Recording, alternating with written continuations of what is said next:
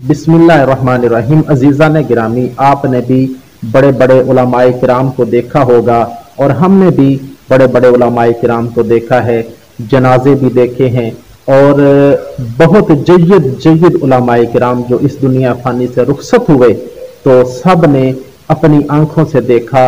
तो किसी के जाने के बाद उसके हक पे होने की दलील बहुत बड़ा मजमा होता है और किसी के इस दुनिया के जाने के बाद उसके किरदार जो होते हैं वो दुनिया पर नुमायां होते हैं।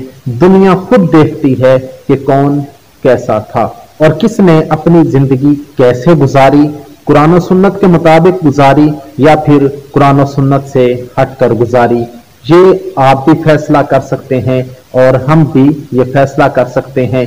हर शख्स जो है इस बात को जानता है और अगर कोई नहीं जानता तो वो कोशिश करे तो उसे पता चल जाएगा कि हक पर कौन है। तो अजीज़ान गिरामी, हाल ही में एक बहुत बड़े आलिम दीन हजरत अल्लामा मौलाना मुफ्ती ज़र वली खान साहब इस दुनिया फानी से रुखसत हुए। उन्होंने अपनी पूरी जिंदगी जो है कुरान और हदीस को पढ़ाते पढ़ाते गुजार दी। पूरी जिंदगी उन्होंने या तो कुरान पाक पढ़ाया या फिर रसूलुल्लाह सल्लल्लाहु अलैहि वसल्लम का फरमान पढ़ाया।